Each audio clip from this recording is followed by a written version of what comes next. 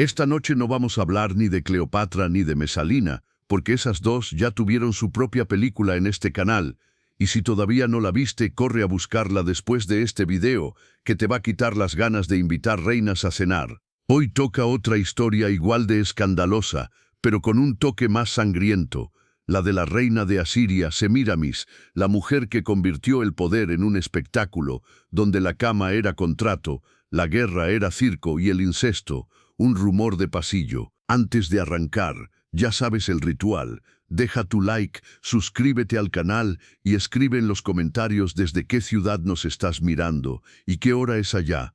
No lo digo por curiosidad histórica, lo digo porque quiero comprobar si de verdad alguien está viendo estas historias a las 3 de la madrugada o si todos fingen insomnio como excusa. Imagina a Semíramis en tu sala a las 2 de la mañana, preguntándote por qué no estás dormido. Eso sí sería más terrorífico que cualquier emperador romano. Así que acomódate, porque hoy vamos a abrir la puerta del burdel más legendario de la antigüedad y aviso, no se aceptan devoluciones. Hablar del origen de Semíramis es como abrir una alcantarilla en Nínive. Lo que sale no es una biografía limpia, sino un caldo espeso de rumores, propaganda y moralinas disfrazadas de historia. Los cronistas antiguos ni siquiera se pusieron de acuerdo en si esta mujer existió tal cual, o si fue un personaje inventado para que los griegos tuvieran a quien culpar de sus pesadillas orientales. Algunos decían que había nacido en Asiria, hija de una diosa paloma y un soldado cualquiera, como si la mitología no pudiera resistirse a convertir a toda reina escandalosa en semidiosa. Otros juraban que simplemente fue una muchacha recogida en el mercado, una niña del fango, rodeada de puestos de pescado podrido, telas teñidas con tintes baratos y charcos de barro, que desde el principio aprendió que el poder no venía de los templos ni de los libros, sino de los callejones y del instinto de sobrevivir. De ahí el apodo simbólico, nacida en cloaca, no porque literalmente la hubiesen sacado de una letrina, aunque a los moralistas les encantaba imaginarlo así, sino porque su vida empezó en ese fondo social del que nadie salía con la cabeza en alto, salvo ella. Imagina el bazar de una ciudad mesopotámica, calor pegajoso, moscas revoloteando, vendedores gritando precios de cebada y cerveza, esclavos cargando cestas como mulas humanas, sacerdotes cobrando impuestos en cada esquina. En medio de ese caos, una niña anónima, quizá huérfana, quizá hija de algún soldado muerto en campaña, que crece viendo que las reglas son simples, o engañas o te engañan. A diferencia de las princesas de cuento, que nacen entre sedas, Semíramis creció escuchando discusiones de borrachos, peleas de perros y gemidos de esclavos castigados. Ese fue su primer colegio. Y si el aula era la cloaca, su materia principal era la supervivencia.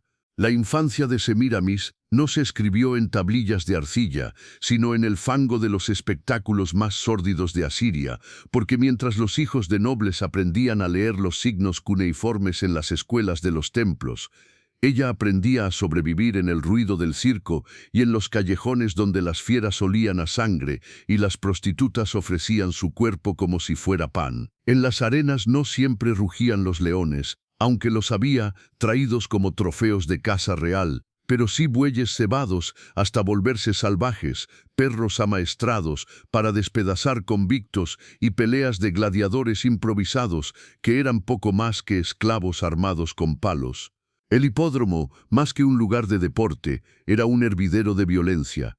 Aurigas que caían de los carros y quedaban con las costillas destrozadas bajo los cascos de los caballos, público ebrio que pedía más sangre que carreras, y detrás de todo eso, un ejército de actores y actrices que vivían con la etiqueta de cortesanos de tercera, porque en esa sociedad quien actuaba en escena era automáticamente sospechoso de vender también la cama. Semíramis creció en ese ecosistema como una esponja en aguas podridas. Lo mismo veía a un sacerdote predicar castidad por la mañana que a ese mismo sacerdote buscar prostitutas tras el espectáculo. Lo mismo escuchaba los gritos del pueblo pidiendo justicia que los vítores cuando un esclavo era masacrado para entretenerlos. Era un mundo sin máscaras, donde los niños jugaban con huesos de animales en lugar de juguetes y las niñas aprendían a pintarse los ojos con carbón antes de saber coser. Allí la pequeña Semíramis entendió que todo era un escenario. La sangre, el placer, la humillación y la gloria eran representaciones que duraban lo que duraba el clamor del público. Y si un auriga muerto quedaba olvidado en cuestión de minutos, también un político podía caer en desgracia de un día para otro. Esa lección aprendida entre fieras y putas sería la base de su carácter, la certeza de que el poder es espectáculo y de que quien domina la escena domina también el imperio. En Asiria, subirse al escenario era lo mismo que bajarse al burdel. No existía diferencia entre actriz y cortesana, porque la sociedad entera asumía que toda mujer que se mostraba en público para entretener al pueblo estaba también disponible para los hombres que después pagaban por prolongar el espectáculo en la cama. Semíramis entró en ese engranaje siendo aún una adolescente, cuando su cuerpo se convirtió en mercancía, tanto como su voz o sus gestos. El teatro de entonces no era Shakespeare ni Eurípides. Eran farsas obscenas, pantomimas religiosas mal disimuladas, parodias de dioses donde la desnudez formaba parte del guión. Y cada risa del público equivalía a un precio. Los aplausos eran monedas, y las monedas se completaban en la penumbra de los camerinos. Para los moralistas, aquellas representaciones eran rituales de fertilidad corrompidos. Para los espectadores, eran la única ocasión de ver cuerpos desnudos fuera del burdel. Para Semíramis, eran un contrato tácito. Si la vida era una cloaca, más valía ser quien cobraba que quien pagaba. No había actriz sin protector, no había actriz sin proxeneta disfrazado de empresario, y no había actriz que no aprendiera a manejar tanto la mirada del público como la mano del cliente. Semíramis dominó ese doble juego mejor que nadie. En escena podía aparecer como diosa del amor, como esclava humillada o como reina vencida, y en todos los casos el público pagaba por verla repetir el papel en la intimidad. Y lo que para otras mujeres era una condena, para ella fue un trampolín. Entendió que aquel mercado de carne era también un mercado de información, porque cada amante dejaba escapar secretos, cada cliente era un funcionario que necesitaba favores, cada protector era una futura presa. Así, mientras otros veían una actriz más en un burdel disfrazado de teatro, en realidad estaban haciendo una estratega que convertía cada carcajada y cada gemido en una inversión. Su escenario no era el de la gloria artística, era el de la supervivencia prostituida, y en ese tránsito del escenario al burdel, Semíramis empezó a construir la reputación que la acompañaría siempre, la de una mujer que no conocía separación entre espectáculo, sexo y poder. Ones, primer marido de Semíramis, es la prueba viviente de que en Asiria casarse podía ser tan letal como ir a la guerra. Era un funcionario de la corte, un consejero de confianza con ambiciones discretas, lo bastante alto en la jerarquía para codearse con generales pero no tanto como para ser intocable. Un tipo que, de haberse casado con una esposa obediente, habría terminado con una tumba decente y unas tablillas de bronce en su honor. Pero tuvo la desgracia de casarse con la cloaca hecha reina. Los cronistas cuentan que Ones se enamoró perdidamente y la llevó consigo cuando fue destinado a la campaña del general Menón contra los medos, convencido de que pasear a su joven esposa entre tiendas de campaña era un gesto de estatus. Error. Lo que consiguió fue que los soldados hablaran más de Semíramis que de las estrategias militares. Ella no tardó en pasar de adorno de esposa a consejera improvisada, sugiriendo maniobras que impresionaron al propio Menón y que, según las fuentes, permitieron tomar la ciudad de Bactra. El mérito que debía haber caído sobre Ones cayó sobre su mujer, y de pronto todos repetían que sin Semíramis no habría victoria. Ones pasó de marido orgulloso a comparsa irrelevante en cuestión de semanas. Cuando la fama de Semíramis llegó a oídos del rey Nino, fundador mítico de Nínive según los griegos, la historia cambió de género, del drama doméstico a la tragedia imperial. Nino la quería para sí, y en Asiria lo que el rey quería se convertía en ley. A Ones le ofrecieron un trato indignante, entregar a su esposa a cambio de otra mujer como sustituta, como si fueran fichas intercambiables en un mercado. Desesperado, suplicó que lo dejaran conservarla, incapaz de resistir la presión, terminó hundido. Algunas versiones dicen que se suicidó por la humillación, otras que lo ejecutaron en silencio para no molestar el nuevo matrimonio real. En cualquier caso, desapareció de escena con la misma rapidez con que había entrado. La ironía brutal es que Ones creyó que casarse con una actriz de segunda le daría brillo social, y lo que obtuvo fue un pasaporte directo a la nada. Los moralistas posteriores, siempre ansiosos de frases lapidarias, resumieron su destino con crueldad. Se casó con una mujer del fango y se ahogó en él. En realidad, lo que ocurrió fue que sirvió de trampolín. Gracias a Ones, Semíramis pasó de cortesana con talento a figura visible en las campañas militares y de ahí directo a la atención del rey. Ones quedó borrado de la historia como un pie de página incómodo, el marido que fue usado como escalón y luego eliminado. Y así se escribió la primera lección de su leyenda, con Semíramis. Ningún hombre sobrevivía mucho tiempo, no porque ella lo matara con sus manos, sino porque su ambición trituraba a cualquiera que no supiera mantenerse a su altura. La desaparición de Ones no fue un final, fue el prólogo. Lo que para él fue humillación y ruina, para Semíramis fue la puerta al escenario principal del imperio. El rey Nino, fundador legendario de Nínive según los griegos y dueño absoluto de Asiria en las tradiciones orientales, había escuchado hablar de aquella mujer con lengua afilada y mirada de acero que había sugerido tácticas durante la campaña contra los medos y decidió que no podía faltar en su cama. El paso de esposa de un funcionario a reina del imperio se consumó con la misma lógica que regía todas las cosas en Mesopotamia. El capricho del monarca era ley.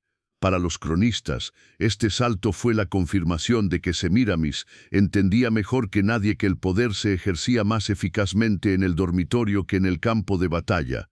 No importaba cuántos soldados reuniera Nino ni cuántos generales le obedecieran. Al final, la mujer que compartía su lecho tenía más influencia que todos los consejeros juntos. Y así, Semíramis entró en palacio no como concubina anónima, sino como esposa oficial, desplazando con brutal rapidez a cualquier otra candidata. El matrimonio con Nino marcó su verdadero nacimiento político. La corte, acostumbrada a ver ascensos lentos y calculados, asistió escandalizada a la irrupción de aquella advenediza que no venía de linajes reales, que no tenía genealogía gloriosa ni títulos sacerdotales.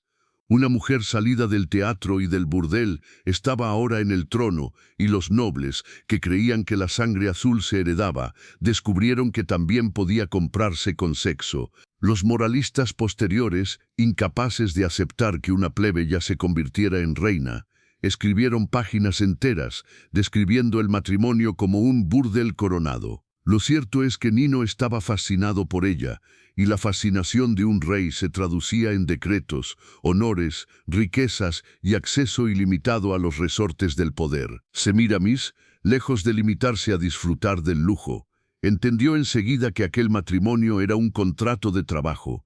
Cada noche en la cama era una reunión de gabinete, cada caricia una sugerencia política, cada silencio un recordatorio de que ella tenía información y contactos que nadie más poseía. En las tradiciones recogidas por Diodoro, se narra que Semíramis pasó de ser acompañante de campaña a reina legítima en cuestión de meses. La rapidez del ascenso desconcertó a todos. Los generales, curtidos en años de guerra, veían cómo sus victorias quedaban eclipsadas por las ideas tácticas de una mujer. Los sacerdotes, guardianes de la moral oficial, observaban horrorizados cómo una cortesana se sentaba junto a Nino en las procesiones religiosas. Y el pueblo, siempre ávido de escándalos, encontraba en ella la mezcla perfecta de mito erótico y ambición política. Para unos era una prostituta con corona, para otros la encarnación de la astucia hecha reina. Para todos era imposible de ignorar. El salto a la cama del poder fue también el inicio del rumor que la acompañaría toda la vida, que ninguna decisión importante se tomaba en Asiria sin pasar por su lecho. Exageración o no, lo cierto es que los cronistas coinciden en que su voz empezó a escucharse en consejos de guerra y en deliberaciones políticas, aunque no siempre apareciera en actas. El palacio se convirtió en escenario privado, donde Semíramis perfeccionó lo que había aprendido en el circo y en el burdel, que el cuerpo podía ser tanto un disfraz como un arma. Mientras el rey se convencía de que tenía a su lado a la mujer más bella del imperio, en realidad tenía a la estratega más peligrosa, capaz de manipular la lujuria para sembrar ideas, proponer campañas y ganarse enemigos sin mover un dedo en público. La ironía es que Nino, creyéndose conquistador, fue el conquistado. El hombre que había erigido murallas y fundado ciudades terminó prisionero del magnetismo de una esposa que había comenzado en la cloaca. Y mientras los moralistas gritaban que el trono se había convertido en burdel, Semíramis preparaba su próximo salto, de reina consorte a reina absoluta. Porque si algo enseñaba la cama real era que el poder no se heredaba, se ocupaba, y ella estaba dispuesta a ocuparlo todo. Los mitos sobre Semíramis no se conformaron con verla como reina guerrera o viuda ambiciosa. Había que añadirle el condimento morboso que aseguraba audiencia en cualquier plaza de mercado.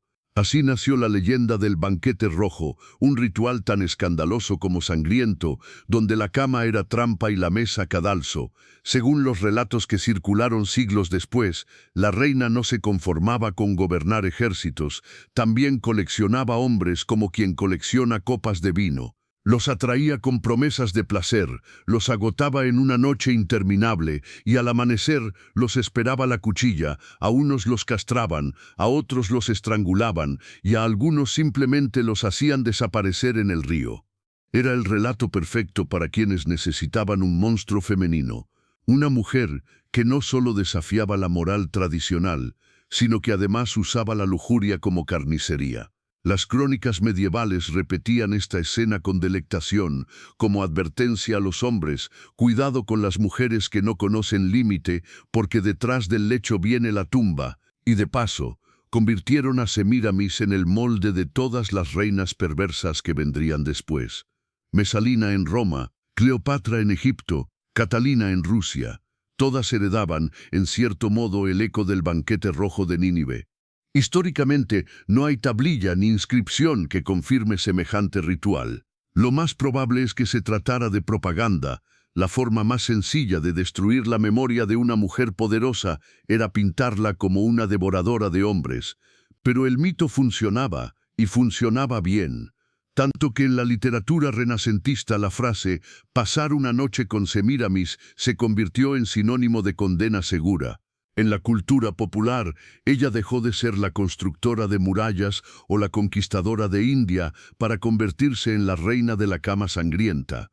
La ironía es brutal. Lo que en vida pudo ser un matrimonio político con Nino y un gobierno efectivo, en la memoria se transformó en orgías letales y cuchillos escondidos bajo las sábanas. Y aunque sepamos que es más mito que historia, lo cierto es que esa imagen fue la que sobrevivió. No la estadista, no la urbanista, no la estratega, sino la mujer que convirtió la alcoba en un matadero. Un relato falso, sí, pero inmortal, porque mezclaba lo que el público más deseaba: sexo, sangre y trono. Después de su matrimonio con Nino, el rey de Asiria, nació un hijo que en las crónicas posteriores sería llamado Ninias. Ese detalle es clave, porque a la muerte del monarca la joven esposa tendría un argumento sólido para mantenerse en el trono, no como usurpadora, sino como regente de un heredero aún menor de edad. Y la historia dio un giro que ningún cronista pudo ignorar. No habían pasado muchos años cuando Nino murió, y su desaparición abrió la línea divisoria entre la Semíramis advenediza y la Semíramis mito. Hasta entonces podían llamarla esposa oportunista, favorita caprichosa o incluso cortesana reciclada en reina, pero con la caída del soberano la muchacha de bazar se transformó en la mujer más poderosa del imperio. El problema es que nadie se puso de acuerdo en cómo murió el rey. Los relatos oficiales, bien barnizados, hablaban de achaques inevitables, de una enfermedad rápida y cruel. En cambio, en los pasillos del palacio y en las tabernas de Nínive se susurraba que su esposa había tenido algo que ver, que la misma cama donde se habían firmado decisiones de Estado fue también escenario de su último aliento. La sospecha de envenenamiento brotó con la misma rapidez que los lamentos en su funeral. Los sacerdotes evitaron acusarla, conscientes de que un gesto mal calculado podía costarles la vida, pero los cronistas griegos, encantados de manchar la reputación de los orientales, construyeron un retrato aún más teatral. Semiramis como una Medea mesopotámica, mujer fatal que, tras obtener lo que quería, apartaba al marido del tablero con la frialdad de quien arranca una ficha de ajedrez. El resultado fue claro. Nínive entera quedó bajo la sombra de una nueva soberana, coronada entre cadáveres. El de Ones, mucho antes, el del rey Nino ahora, y el de cualquiera que ingenuamente creyó que una plebeya no podía alcanzar la cima. La transición fue tan veloz que parece una tragedia escrita para el escenario. Ayer, esposa decorativa, hoy, regente absoluta. De manera oficial, Semiramis tomó el poder en nombre de su hijo, todavía menor. En la práctica, fue ella quien dirigió ejércitos, negoció alianzas y firmó decretos con una seguridad que asombraba hasta a los veteranos de campaña. La excusa de la tutela funcionó como un escudo. Nadie osaba cuestionar a la madre del heredero, y mientras las lenguas repetían rumores de pócimas y almohadas húmedas, ella estaba demasiado ocupada gobernando para responder. Aún así, la leyenda quedó grabada. Cada gesto posterior, sus campañas militares, sus proyectos monumentales, sus excentricidades íntimas, se interpretaba bajo el prisma de aquella sospecha inicial. La reina había llegado al trono pisando cadáveres. No importaba que el asesinato jamás fuese probado, al pueblo no le hacían falta pruebas, solo relatos jugosos y pocos más jugosos que el de una plebeya que mata a su rey para quedarse con el poder absoluto. Los griegos, fieles a su amor por el drama, fijaron la imagen en sus crónicas. Semiramis no era la viuda doliente, sino la viuda calculadora, la que lloraba con un ojo mientras con el otro medía el tamaño de la corona. La paradoja es que cono sin veneno, cono sin conjura nocturna, Semiramis demostró estar lista para gobernar. Si de verdad mató a Nino, lo hizo con la eficacia de un golpe de estado doméstico. Si no, supo aprovechar la sospecha como quien se adueña de un rumor y lo convierte en propaganda. En cualquier caso, la lección quedó escrita. En Asiria, la cama podía ser más peligrosa que el campo de batalla, y la corona podía alzarse sobre una pila de cadáveres. El hijo Ninias se convirtió en la excusa perfecta y en la pieza más frágil del tablero. Oficialmente, la corona descansaba sobre la cabeza del niño, demasiado joven para sostenerla. En la práctica, era su madre quien gobernaba cada decisión, quien firmaba decretos, movía ejércitos y se presentaba ante embajadores extranjeros. Las crónicas lo muestran como una figura casi invisible, encerrado en los aposentos del palacio, sacado solo en ceremonias para recordar al pueblo que la sangre real seguía allí, aunque la mano firme que dictaba la política fuera la de su madre.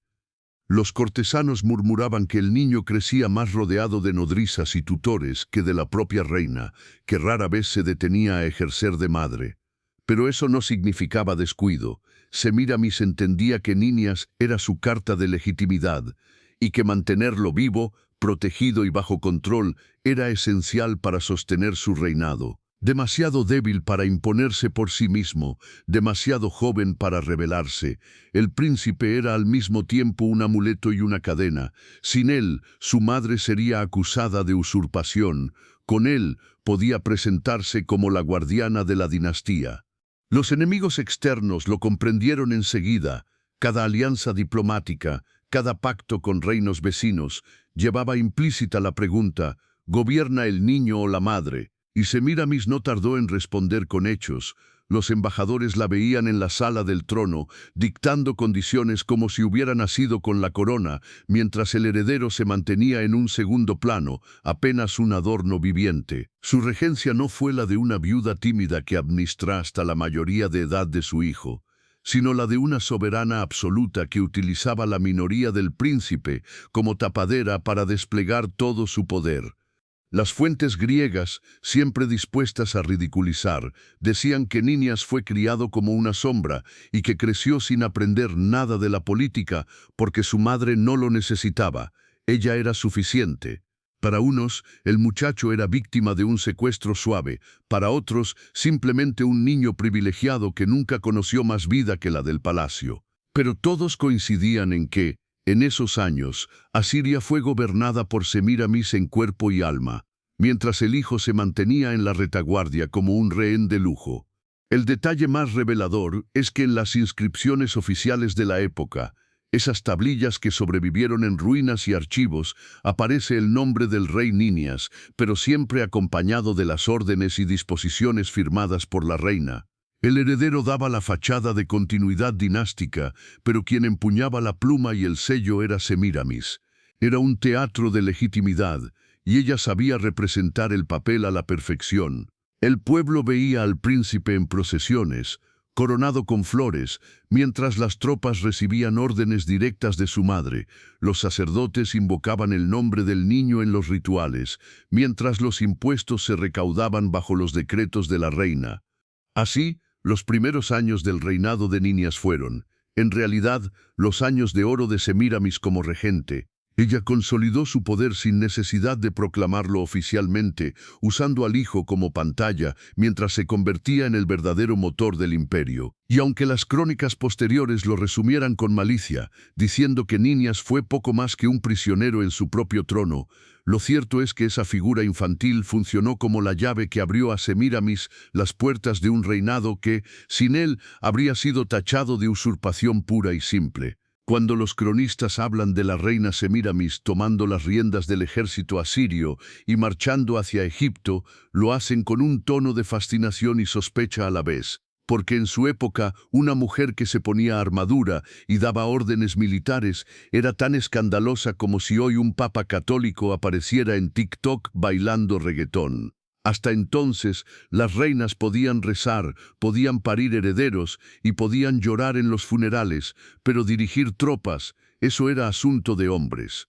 Semíramis rompió esa regla con la misma indiferencia con la que antes había roto matrimonios. Según Diodoro de Sicilia y otros historiadores grecolatinos, tras consolidar su regencia en nombre de Ninias, decidió que la mejor manera de sellar su legitimidad era con una campaña espectacular, un desfile de sangre que mostrara que la nueva dueña de Asiria no solo mandaba en la cama y en el palacio, sino también en el campo de batalla. Y el escenario elegido no fue menor: Egipto, tierra de faraones, de pirámides y de soldados curtidos.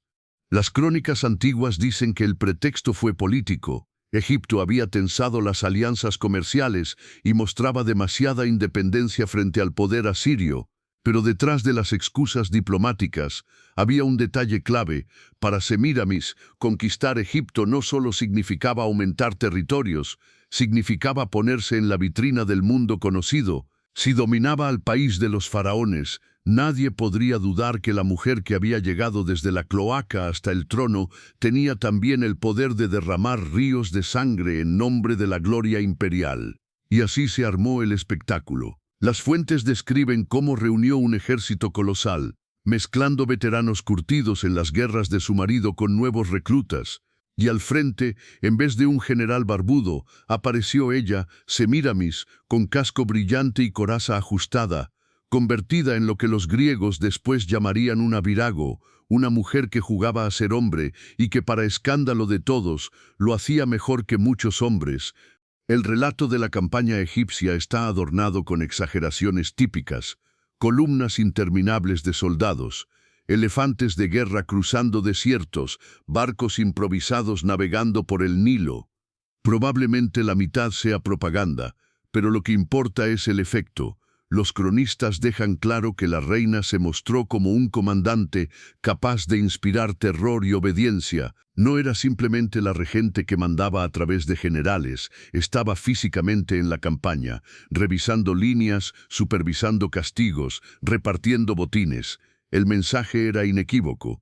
Egipto no caía solo por las armas asirias, caía bajo la mirada de una reina que había decidido demostrar que su género no era un obstáculo para la conquista. Lo interesante es cómo esta expedición fue interpretada. Para los egipcios vencidos, la humillación no fue solo militar, fue simbólica. Ser derrotados por tropas, dirigidas por una mujer, era una herida al orgullo tan profunda como la pérdida de territorio. Para los griegos que más tarde recopilaron la historia, la imagen de Semíramis al frente de ejércitos reforzó el estereotipo de la reina monstruosa. No solo tenía amantes y rumores de incesto, también osaba dirigir guerras. algo que a ojos helénicos era ya el colmo del desorden. Y para los moralistas medievales que siglos después recogieron estas leyendas, la campaña egipcia fue la prueba definitiva de que cuando una mujer toma las armas, lo hace para teñir la tierra de cadáveres. Los detalles prácticos de la conquista se pierden en el mito, pero hay constantes: saqueo de ciudades, ejecuciones ejemplares y la incorporación de Egipto como territorio tributario de Asiria. Semíramis regresó con riquezas, con prisioneros y con un aura de invencible. Y aunque los eruditos discutan si la campaña fue tan grande como dicen las fuentes, o si no pasó de ser una escaramuza engrandecida por la leyenda, lo cierto es que en la memoria colectiva quedó fijada como un espectáculo sangriento con ella como protagonista. En la versión de Diodoro, incluso se dice que erigió monumentos y dejó inscripciones para que nadie olvidara que había estado allí, como si quisiera tatuar su nombre en la geografía de sus enemigos. En términos de propaganda, fue un golpe maestro. La reina que había heredado el trono en medio de sospechas y cadáveres, ahora podía presentarse como conquistadora de reinos lejanos. Sus opositores internos, los nobles que aún murmuraban que una mujer no debía gobernar, quedaron sin argumentos cuando vieron el botín entrar en Nínive. Y su hijo Nínias, todavía demasiado joven para levantar una espada, fue mostrado al pueblo como heredero de una madre victoriosa, rodeado de esclavos egipcios y de tesoros saqueados. De ese modo, la figura del príncipe volvió a funcionar como tapadera, mientras el poder real seguía en manos de ella. Egipto fue, en resumen, la primera estación de una serie de campañas que tenían tanto de teatro como de estrategia. Semíramis entendió que en el tablero del poder, las victorias militares eran más convincentes que cualquier decreto.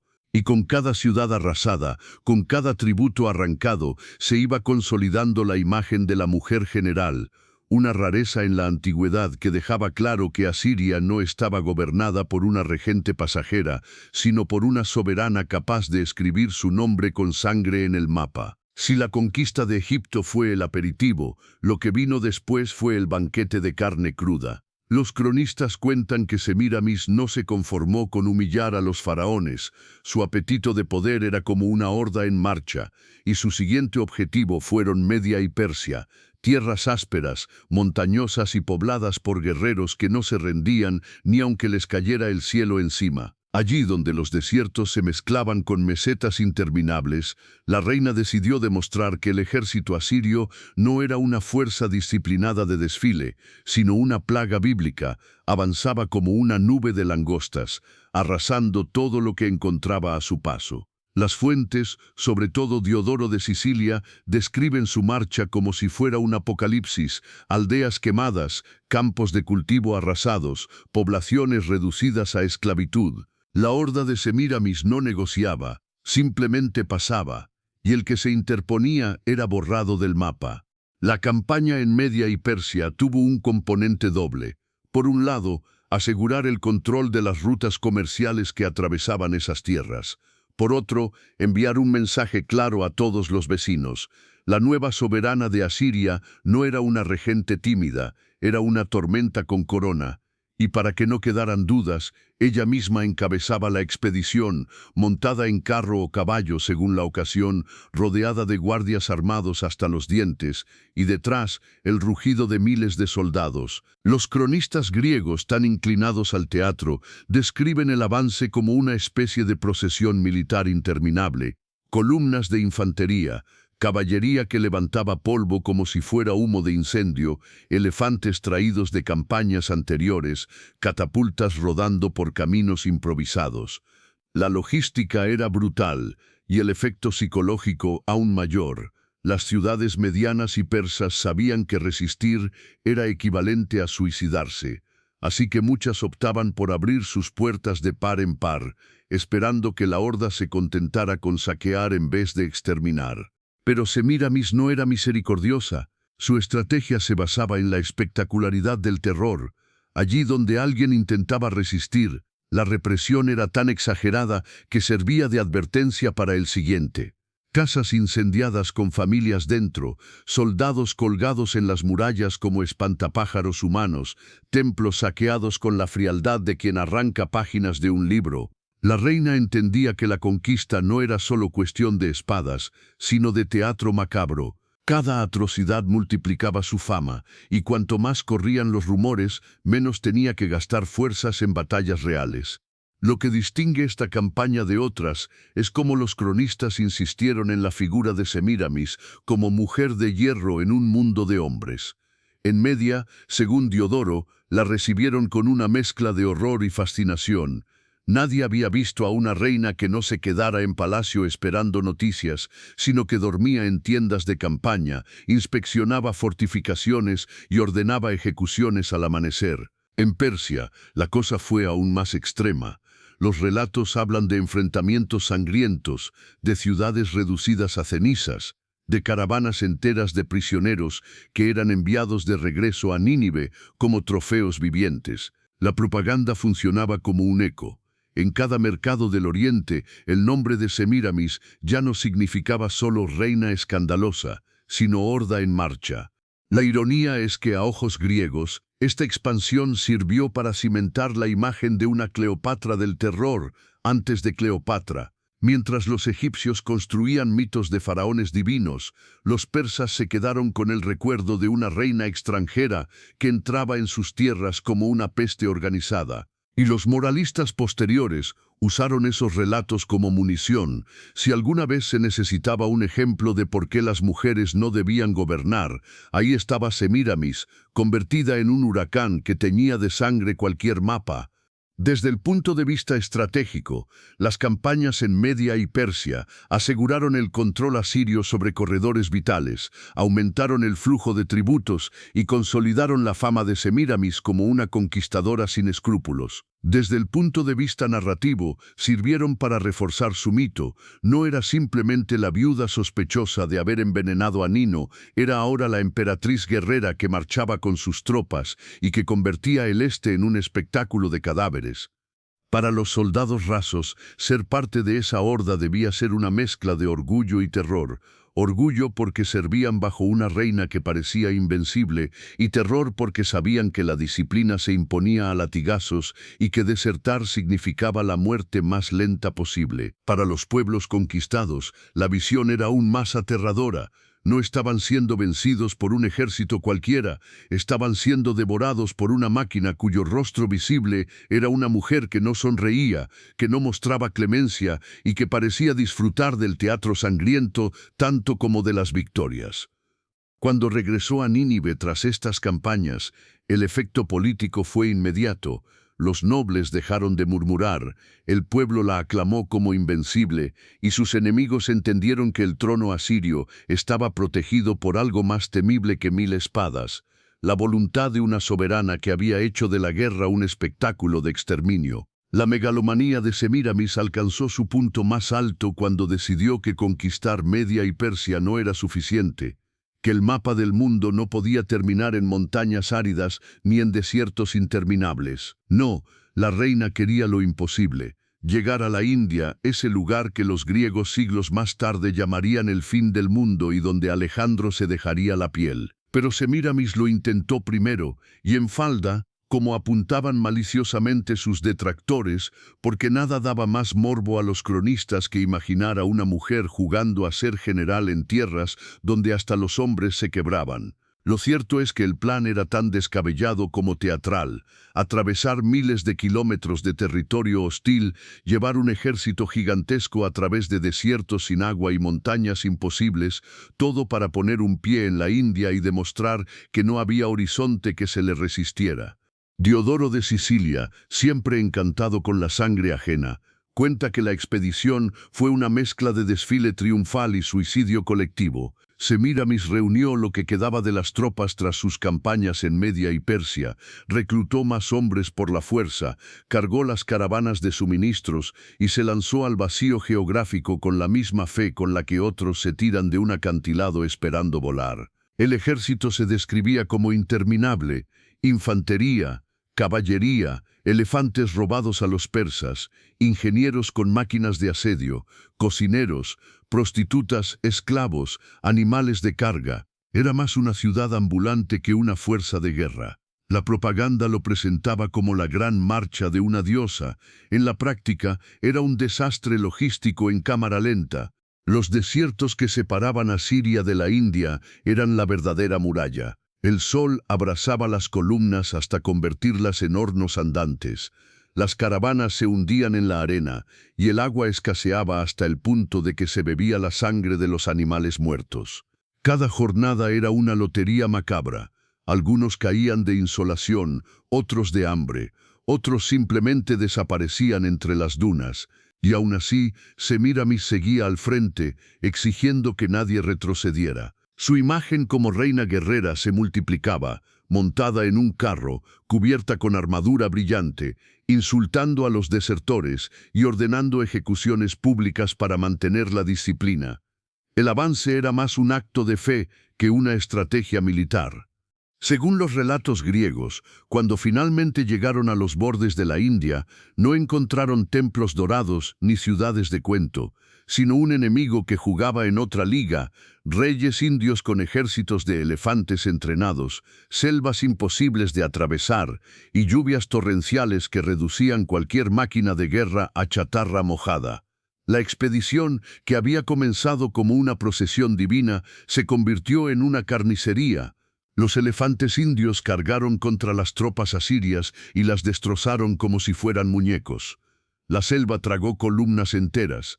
El ejército de Semíramis se disolvió entre gritos, barro y miedo. Fue el principio del fin de su delirio.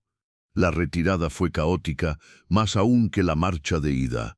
Los cronistas describen escenas grotescas, soldados huyendo sin botas, oficiales peleando por una cantimplora, elefantes desbocados arrastrando a hombres y tiendas por igual. Semíramis, fiel a su papel teatral, sobrevivió, aunque no está claro cómo. Algunos dicen que escapó disfrazada de soldado raso, otros que se refugió en un carro rodeada de los pocos fieles que aún le quedaban. La propaganda posterior, por supuesto, maquilló la catástrofe.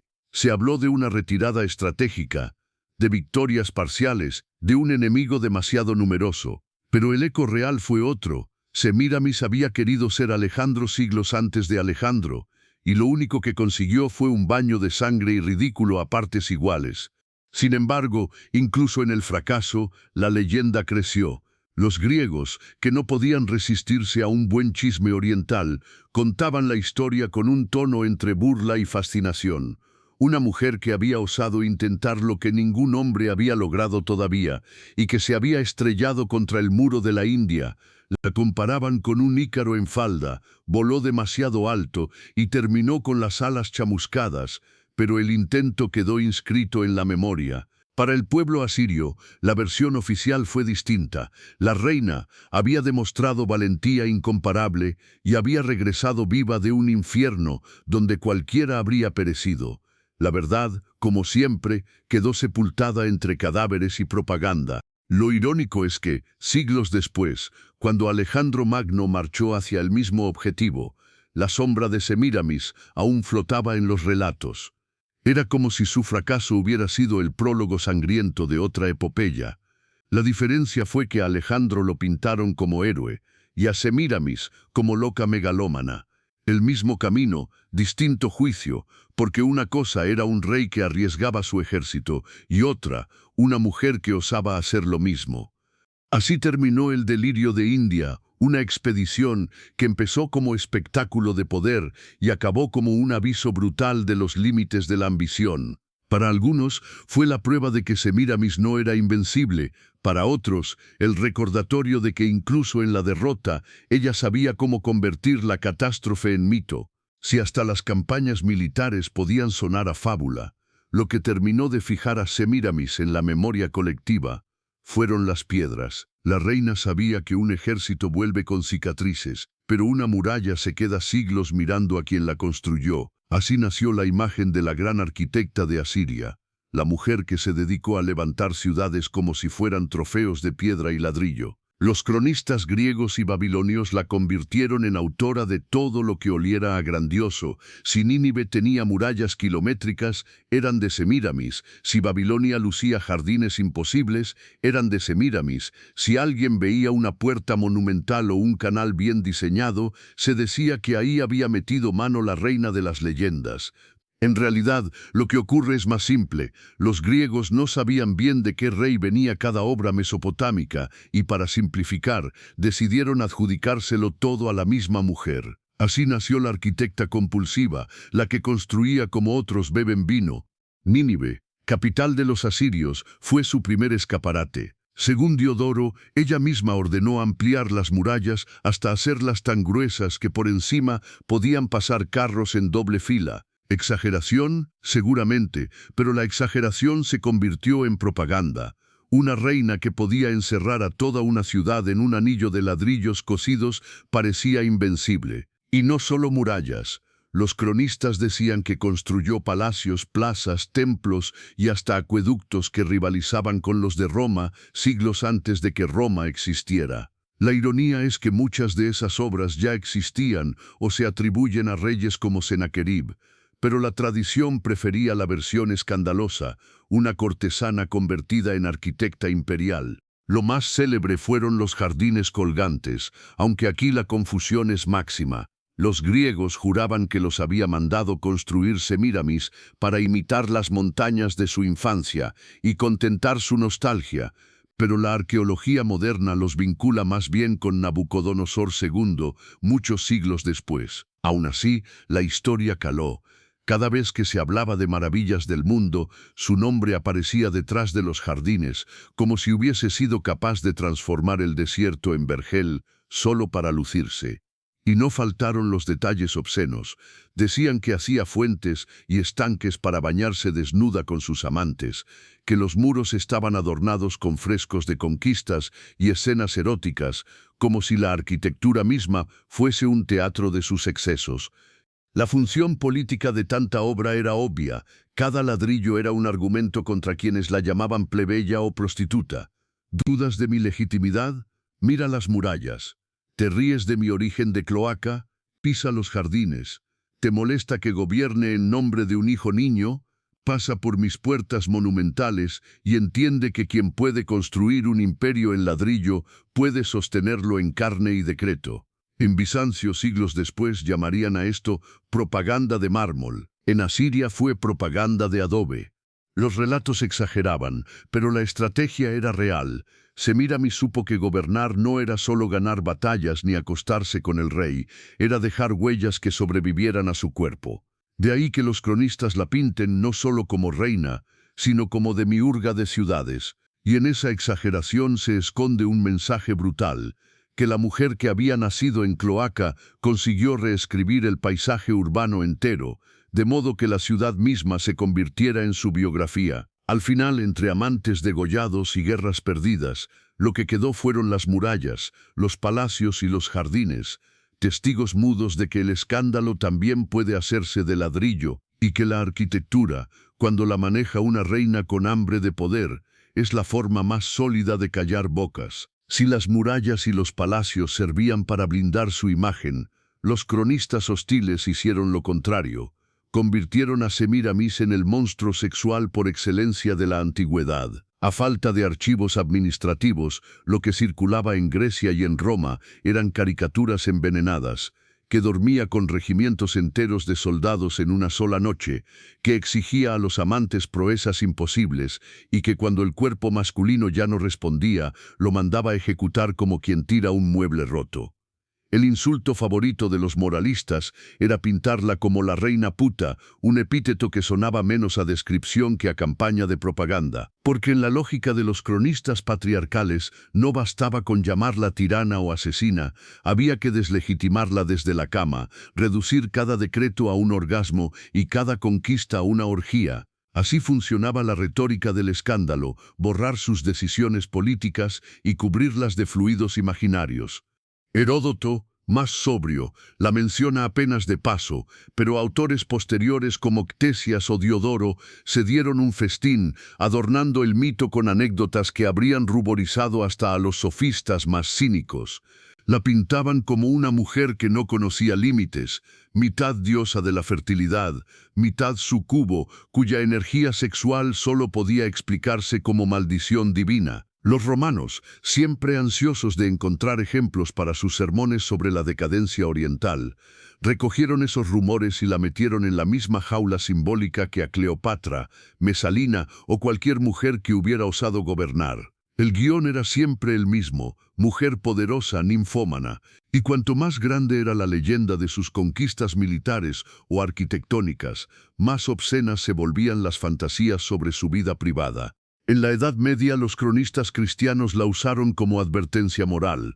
Para monjes que apenas podían imaginar una reina sin cruz, Semíramis se convirtió en la encarnación de la lujuria pagana. Sermones enteros la ponían como ejemplo de lo que sucede cuando una mujer gobierna: orgías, incestos, venenos y guerras. El rumor de que había llegado a casarse con su propio hijo Ninias se consolidó en este periodo, no como hecho probado, sino como recurso retórico. Si ya era puta en vida, en los manuscritos medievales, se volvía incestuosa en la posteridad.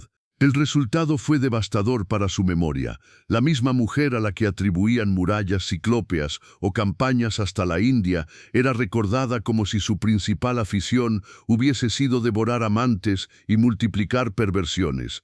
Lo interesante es que esa propaganda funcionaba no porque fuese verídica, sino porque respondía a un miedo profundo, el de una mujer que, habiendo nacido sin linaje, había desbordado todas las categorías. El arma contra ella no fueron ejércitos ni rebeliones, sino palabras, relatos pornográficos disfrazados de historia, exageraciones que borraban la política y la reducían a cama. Y esa es la ironía brutal. Mientras las piedras de Nínive aún recuerdan a una reina que transformó el paisaje, las letras de sus enemigos la reducen a una caricatura obscena, a la reina puta que nunca podía ser recordada como gobernante, sin que alguien le añadiera la etiqueta de monstruo sexual. Porque al final, en la batalla por la memoria, Semíramis no solo peleó contra otros reyes, también peleó contra cronistas con la pluma más venenosa que las dagas. En la corte de Semíramis, el cuchillo que cortaba destinos no siempre era la espada del ejército, sino la navaja de los eunucos. La castración, que en otros contextos era un castigo humillante, en el palacio asirio se convirtió en herramienta de política de Estado. Los eunucos eran los guardianes más leales precisamente porque ya no tenían otra vida posible, sin linaje, sin hijos que heredar, sin matrimonios que negociar, se volvían dependientes absolutos de la reina. Y si a muchos los convertían en eunucos por la fuerza, otros lo aceptaban como precio para entrar en el círculo de poder. Mejor perder los testículos que acabar perdiendo la cabeza. Semíramis lo entendió a la perfección y multiplicó su uso como red de seguridad política. ¿Para qué confiar en generales con ambiciones o nobles con familias intrigantes si podía rodearse de servidores incapaces de fundar su propia dinastía? Los cronistas, fascinados y horrorizados, describían un palacio lleno de voces agudas, de hombres que parecían sombras de sí mismos, que hablaban bajo y se movían rápido, ejecutando órdenes sin rechistar. Para ellos, la reina era la madre y la carcelera al mismo tiempo, les daba techo, comida y un lugar en el engranaje, pero les había robado la continuidad. En ese entorno, la castración no era solo mutilación física, era garantía de obediencia y de silencio. La propaganda hostil añadía un toque macabro, aseguraban que a los amantes de la reina, cuando dejaban de servirle o cuando ella sospechaba traición, se les ofrecía una elección cruel, la daga o la cuchilla. Vivir como eunuco era mejor que morir como amante descartado, pero en ambos casos quedaba claro el mensaje: nadie poseía a Semíramis, era ella quien poseía a los demás. En la práctica, este ejército de eunucos fue el verdadero ministerio de la reina. Administraban palacios, controlaban el acceso al trono, vigilaban a generales y, sobre todo, aseguraban que ningún rival masculino se consolidara demasiado cerca. El eunuco era un candado viviente, custodiaba los secretos del lecho real y al mismo tiempo aseguraba que ninguna otra mujer o clan familiar pudiera competir por el favor. La ironía es que esta práctica, que a ojos modernos parece barbarie, era en realidad una forma sofisticada de blindar el poder. Cada par de testículos menos equivalía a un enemigo menos en la sucesión. Así, Semíramis convirtió la castración en política oficial, un método quirúrgico de gobernar que aseguraba que su trono no dependiera de lealtades frágiles, sino de hombres cortados de raíz, incapaces de soñar con reemplazarla. El resultado fue un palacio silencioso y temido, donde la virilidad se dejaba en la puerta y donde la reina demostraba que la herramienta más eficaz para gobernar no siempre era la espada en la batalla, sino el cuchillo pequeño en la intimidad de las cámaras. Y con cada eunuco añadido a su corte, la leyenda de Semíramis se hacía más negra. La reina que no solo mataba, sino que también mutilaba, la soberana que prefería un harén de voces quebradas antes que un consejo de varones con ambiciones. Una vez más, la crueldad se disfrazaba de estrategia, y el rumor de los cuchillos resonaba más fuerte que cualquier decreto. Hablar de los festines de Semíramis es entrar en un terreno donde la frontera entre la crónica y el chisme se deshace, porque ningún enemigo suyo resistió la tentación de describirla como anfitriona de orgías regadas en vino y rematadas en sangre. Los banquetes eran, en el mundo asirio, más que cenas, eran armas políticas, escenarios donde se decidía quién vivía y quién no, quién subía de rango y quién acabaría alimentando a los cuervos. Pero con Semíramis, la versión oficial fue llevada al extremo. Las fuentes la presentan como la inventora de un nuevo género de entretenimiento cortesano, mitad teatro, mitad carnicería. Imagina la sala del palacio de Nínive, iluminada por antorchas que ennegrecían los muros, mesas cubiertas de carnes especiadas, copas de plata rebosantes de vino traído desde Siria, y alrededor un ejército de músicos, bailarinas y eunucos pendientes de cada gesto de la reina. A primera vista parecía un ritual de exceso normal en cualquier corte oriental, pero la diferencia era el guión oculto. Mientras los invitados bebían y reían, algunos sabían que esa noche sería la última. La propaganda hostil contaba que Semíramis convertía el festín en un examen de lealtad. Un guiño de su parte podía significar ascenso, pero un gesto de desdén, la condena. Y la condena no llegaba al día siguiente con un juicio, llegaba ahí mismo, entre copa y copa, cuando los guardias arrastraban al desafortunado y lo sacaban para degollarlo discretamente, de manera que el banquete continuara con música mientras en los pasillos corría la sangre. Los griegos, siempre ávidos de morbidez, decoraron el mito con detalles, amantes invitados a la mesa, obligados a brindar por la reina, y al final de la cena desaparecían entre risas nerviosas, sabiendo que los eunucos ya habían afilado los cuchillos.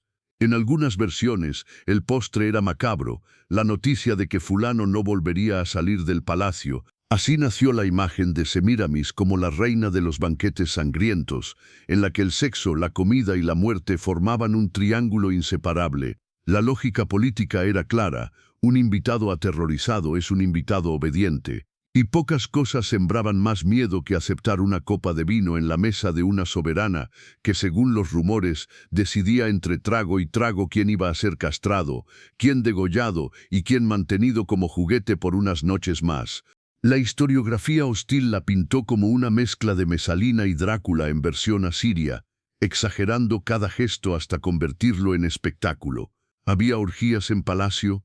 Probablemente sí, como en cualquier corte poderosa, donde la abundancia de vino y cuerpos disponibles creaba escenarios fáciles para la lujuria colectiva. Había ejecuciones.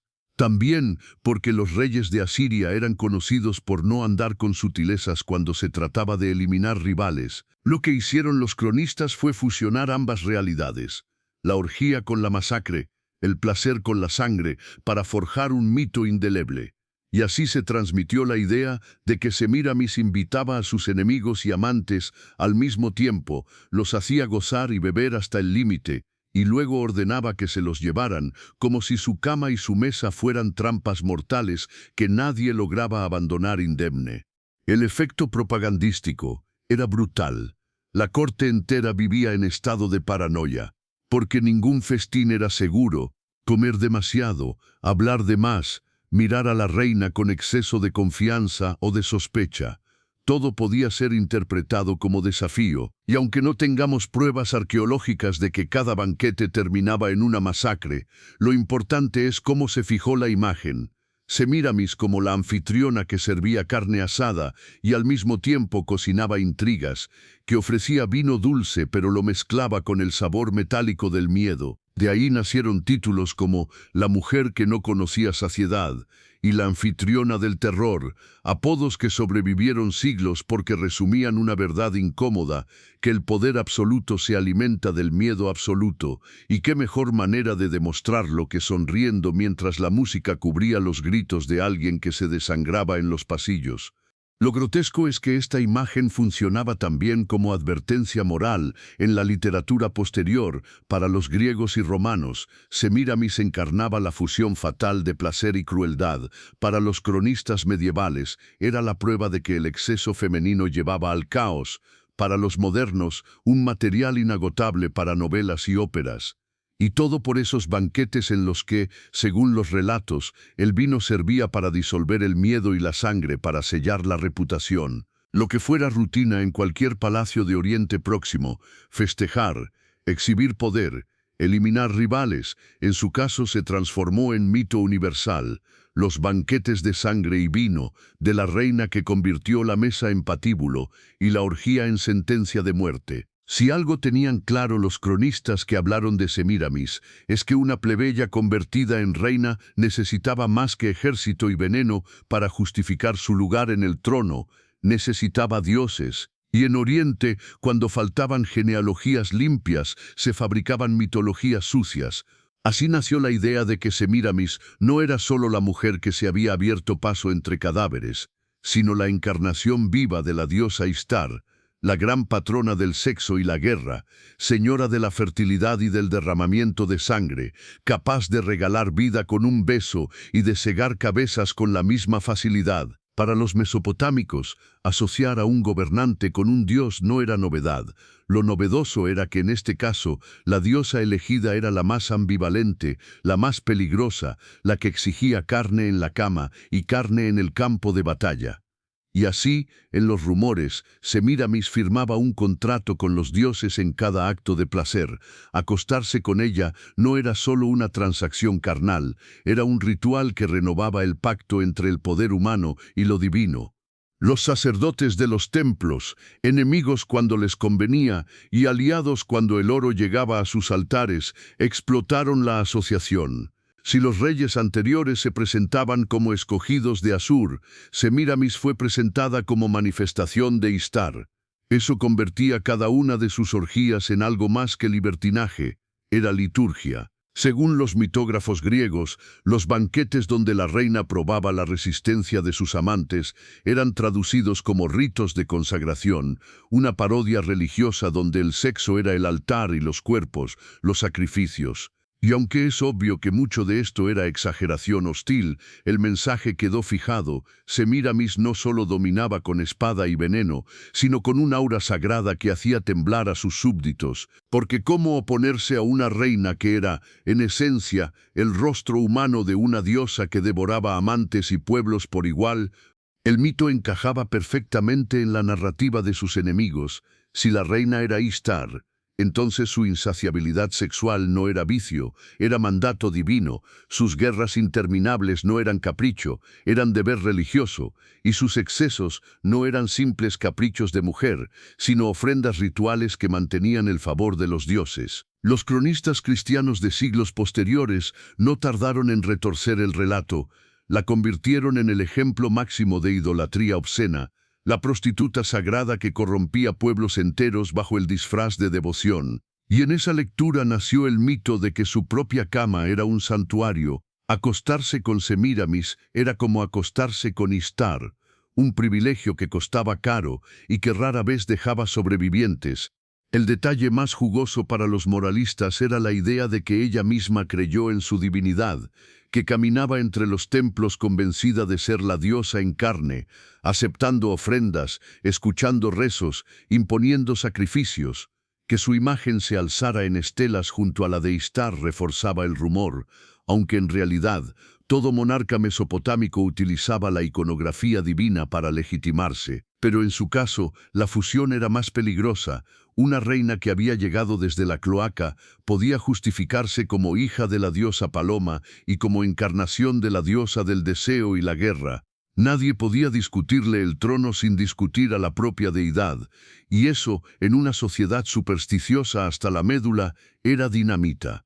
La ironía, claro, es que el mito servía tanto a sus partidarios como a sus detractores. Para los primeros, Semíramis era una figura casi sagrada que protegía a Asiria bajo el amparo de Ishtar. Para los segundos, era una herejía viviente, la prueba de que cuando una mujer gobierna, lo hace convertida en demonio con corona, y ambos bandos coincidían en una cosa: no era humana en el sentido común. Eso la colocaba en un nivel distinto de la política ordinaria. Gobernaba con ejércitos, sí, pero también con símbolos. Dominaba con decretos, pero también con liturgias inventadas en los banquetes nocturnos. Cada amante que caía exhausto en su cama era descrito como sacrificio, cada enemigo castrado o decapitado, como ofrenda. En definitiva, lo que la historia recuerda como sus excesos fue transformado en teología por cronistas que necesitaban explicar lo inexplicable. ¿Cómo pudo una mujer sin linaje dominar Medio Oriente durante años? La respuesta más simple, que era más inteligente y despiadada que todos sus rivales juntos, no bastaba. Había que darle barniz divino. Y así, su mito quedó escrito como un contrato con los dioses. Ella daba sexo y sangre, Ishtar le daba legitimidad y miedo. Un intercambio que, en el fondo, revela más sobre la obsesión humana por justificar el poder con lo sobrenatural que sobre la vida real de la reina. Pero el resultado fue eficaz. Siglos más tarde, cuando los europeos la leían en Heródoto, en Diodoro o en las crónicas medievales, ya no veían a una mujer de carne y hueso, sino a una diosa degenerada disfrazada de reina, la que convirtió su cama en altar y sus amantes en sacrificios. De todas las leyendas que rodean a Semíramis, ninguna resultó tan pegajosa ni tan rentable para sus enemigos como la del supuesto matrimonio con su propio hijo Ninias. Si ya la habían pintado como encarnación de Ishtar, diosa del deseo y la guerra, qué mejor manera de rematar el cuadro que convertirla también en símbolo de la transgresión absoluta, la mujer que borraba la última frontera, la del incesto. Los griegos, especialistas en fabricar tragedias familiares, no podían resistirse a semejante material. Para ellos, cada reina oriental debía tener un secreto repugnante.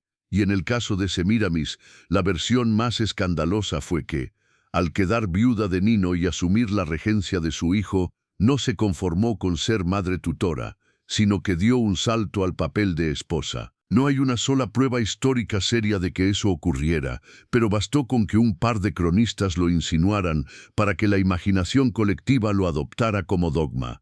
El chisme se transmitió porque tenía lógica propagandística. ¿Cómo desacreditar a una mujer que había gobernado ejércitos y humillado a reyes?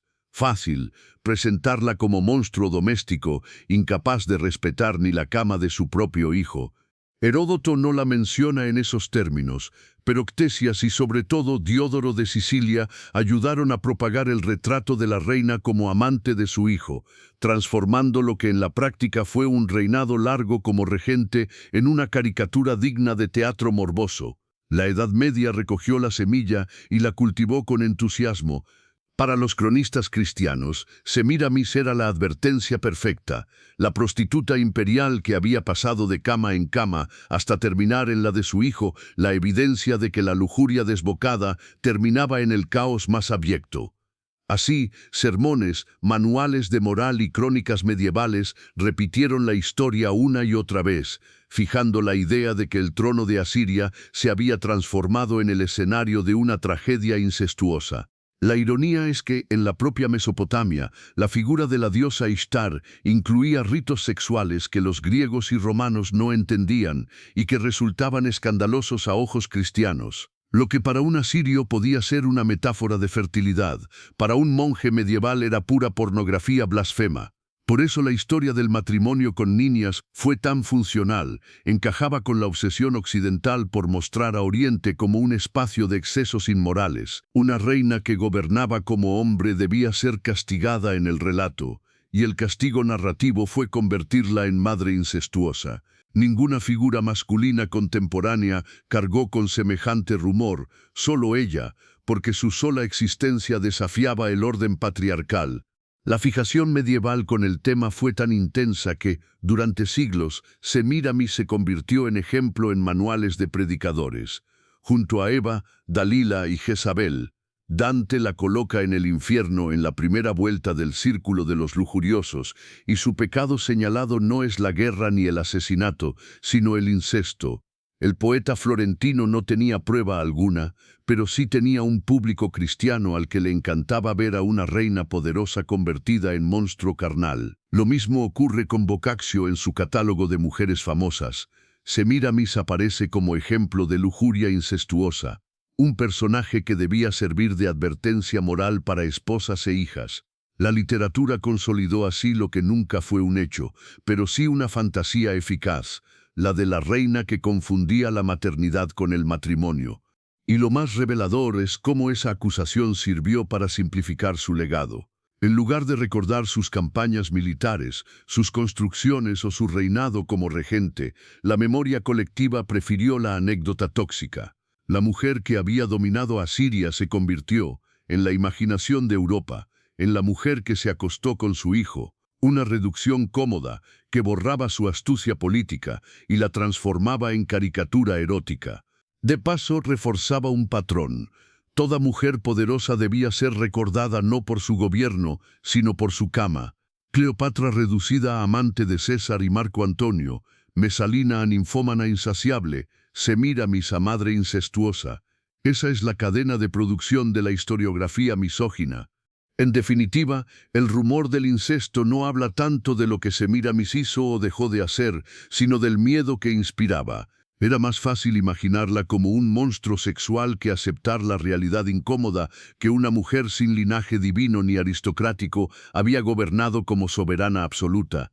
Si la verdad era insoportable, había que inventar un pecado tan atroz que lo eclipsara todo. Y así, el chisme de su boda con niñas quedó fijado como parte central de su mito, transmitido de crónica en crónica, de sermón en sermón, hasta llegar a nosotros. Hoy sabemos que es propaganda disfrazada de historia, pero eso no le resta poder narrativo, porque nada escandaliza más que una madre convertida en esposa, y ningún enemigo de Semíramis estuvo dispuesto a desaprovechar semejante munición. Si en Roma el Senado era el lugar donde se cocinaban las leyes, en Asiria bajo Semíramis el espacio decisivo podía ser su dormitorio. Los cronistas hostiles no se cansaron de repetir la fórmula, los decretos se firmaban de día, pero se decidían de noche, y no en mesas de mármol, sino entre sábanas manchadas de vino. La imagen de la reina que usaba su cuerpo como ministerio paralelo se convirtió en tópico literario, pero lo más revelador es que los propios adversarios coincidían, la cama era un despacho más eficiente que cualquier consejo de ministros. ¿Cómo no iba a circular esa idea si Semíramis, una mujer sin linaje aristocrático, había logrado manipular a generales, jueces y sacerdotes? Era más sencillo atribuir su éxito a su coño político, como dirían los cronistas con veneno en la pluma, que admitir su inteligencia. Así se forjó el mito de la gobernante, que dictaba sentencias entre gemidos y que hacía de cada amante un funcionario obediente. Los ejemplos que circulaban rozaban lo caricaturesco. Se decía que un general renuente a seguir una campaña recibió la visita nocturna de la reina y que a la mañana siguiente firmó órdenes militares como si fueran cartas de amor. Un juez que dudaba en condenar a un enemigo político habría pasado una noche en palacio y al amanecer dictó sentencia con una sonrisa bobalicona. Incluso los mercaderes, que ambicionaban licencias comerciales, habrían descubierto que el acceso al puerto dependía tanto de los impuestos como de la habilidad en la cama. Todo eran rumores, claro, pero en Bizancio, en Roma o en Asiria, los rumores son armas más letales que las lanzas. y el rumor decía que la reina transformaba el deseo masculino en decretos imperiales. Lo interesante es que esta narrativa no es solo chisme, refleja cómo las sociedades patriarcales procesaban la anomalía de una mujer gobernando. Para los cronistas, aceptar que Semíramis entendía de logística, diplomacia y administración era impensable. Más fácil era suponer que lo conseguía con las piernas abiertas. Esa misoginia disfrazada de crónica explica por qué tantas decisiones políticas de su reinado fueron atribuidas a encuentros sexuales. Y aunque no tengamos actas que digan se aprobó la campaña de Egipto después de un polvo real, lo cierto es que su poder fue real y absoluto, y la propaganda masculina necesitaba reducirlo a la cama para hacerlo digerible. Pero lo que los moralistas no entendieron es que, aun si la imagen era exagerada, la reina sí supo usar el erotismo como instrumento. No porque cada decreto se dictara en la almohada, sino porque el rumor mismo era útil. La idea de que la reina tenía acceso íntimo a todos los poderosos era en sí una forma de control.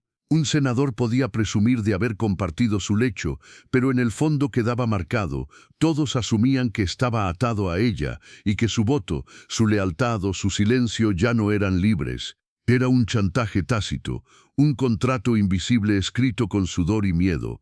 Eso explica por qué tantos adversarios preferían inventar orgías y ritos sexuales antes que reconocer que estaban políticamente maniatados. La iconografía posterior exageró la fusión. Semíramis aparecía en miniaturas medievales, sentada en trono con senadores a sus pies, como si fueran amantes obedientes.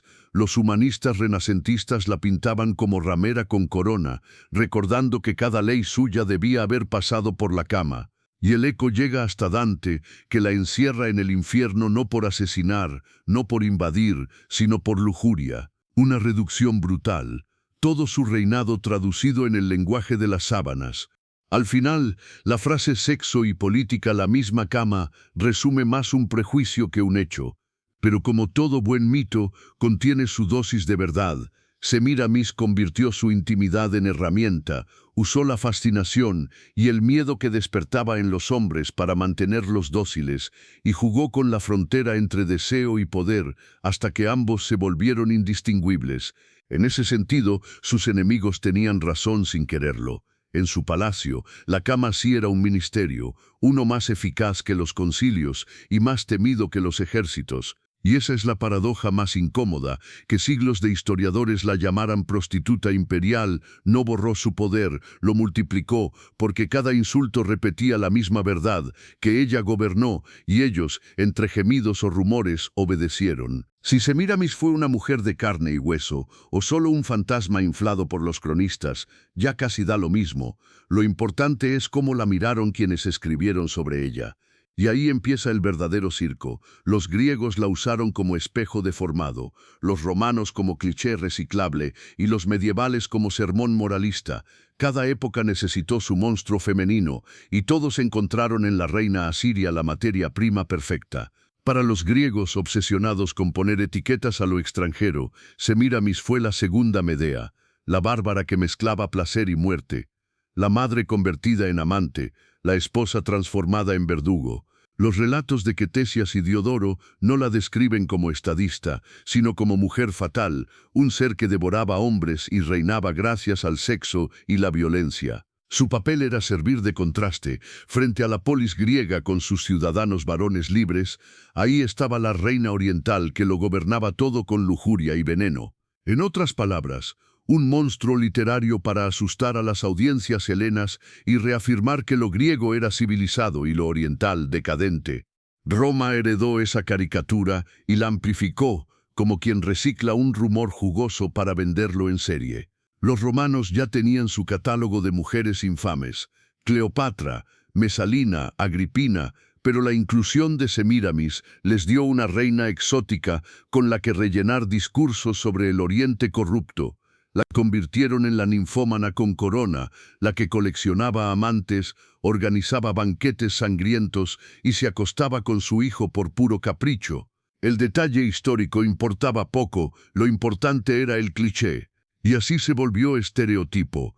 Cada vez que un moralista romano necesitaba un ejemplo de mujer que desestabilizaba reinos con su sexualidad, aparecía Semíramis como nota al pie, junto a los tópicos de bacanales, eunucos y venenos. Roma perfeccionó el meme y lo dejó listo para su exportación.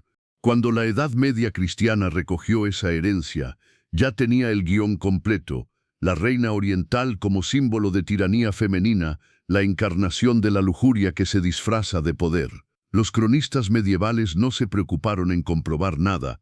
Tomaron la caricatura grecorromana y la usaron como sermón con falda. Semíramis pasó a ser advertencia moral en manuales de clérigos, representada como ejemplo de mujer que manda, mujer que destruye. El incesto con niñas se convirtió en dogma narrativo, las orgías en alegorías del pecado, y su reinado en metáfora de lo que ocurre cuando las mujeres pisan el terreno de los hombres: caos, sangre y ruina. La reina de Asiria ya no era persona, era una lección de catecismo.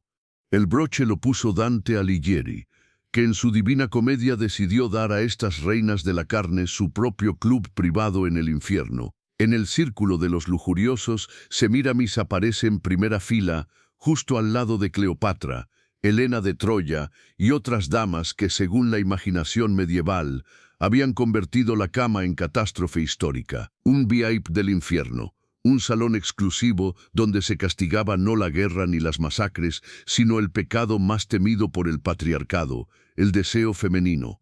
Lo que en Mesopotamia pudo haber sido símbolo de poder o incluso de fertilidad, en Dante se tradujo en castigo eterno. La reina que gobernó ejércitos se reducía a una pecadora arrastrada por vientos infernales, condenada para siempre por haber mezclado sexo y poder.